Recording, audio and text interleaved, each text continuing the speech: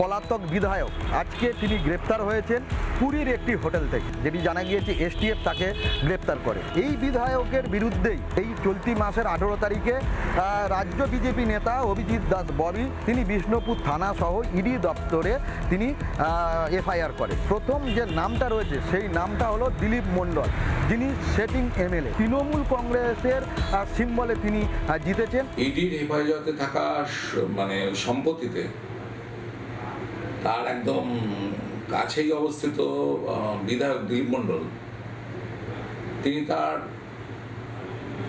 ঠ্যাঙাড়ে বাহিনীকে নিয়ে এবং মাটি মাফিয়াদের নিয়ে মাটিগুলো বিক্রি করে দিয়েছে। সেখানে এক একটা যে দিঘি তৈরি করেছে, এতে কত লক্ষ গাড়ি যে মাটি বিক্রি হয়েছে তার ইয়ত্তা নেই। এরকম প্রায় 12খানা ওখানে ওই সারদা গাড়ির ভেতরে বড় বড় এরকম দিঘি তৈরি করেছে। কয়েকশো কোটি টাকা মুনাফা হয়েছে, সেই মুনাফা ঘুর পথে গিয়েছে বিধায়ক দিলীপ মণ্ডলের কাছে, আবার সেখান থেকে টাকা হস্তান্তরিত হয়েছে সাংসদ অভিষেক ব্যানার্জির কাছে, এমনটাই অভিযোগ এই অভিজিৎ দাস ববি।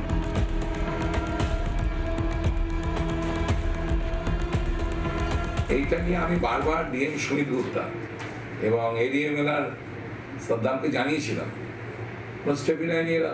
সেই সব আধিকারিক যারা যারা এখানে এসেছিল তাদের বিরুদ্ধে অ্যাকশন নেওয়া উচিত সরকারি আধিকারিকদের এবং দিলীপ মণ্ডল অ্যান্ড গ্যাংয়ের বিরুদ্ধে, কারণ এই পুরো টাকাটা সাইফানের মাধ্যমে অভিষেক ব্যানার্জির কাছে যায়, আমি নিশ্চিত। রাজ্যে পালাবদল হতেই আবারও অভিজিৎ দাস ববি বিষ্ণুপুর থানা সহ ইডি দপ্তরে আবারও এফআইআর করে। তবে ইডি এই বিষয়গুলো খতিয়ে দেখছে যে এর সঙ্গে কতটা গ্রহণযোগ্যতা রয়েছে। বিষ্ণুপুর থেকে রাজু মুখার্জি রিপোর্ট, রিপাবলিক বাংলা। নানা ধরনের কন্টেন্ট দেখার জন্য লাইক করুন, শেয়ার করুন আমাদের ফেসবুক পেজ, সাবস্ক্রাইব করুন আমাদের ইউটিউব চ্যানেল। পাশাপাশি অন্যান্য ব্রেকিং নিউজের জন্য অবশ্যই চোখ রাখুন রিপাবলিক বাংলায়।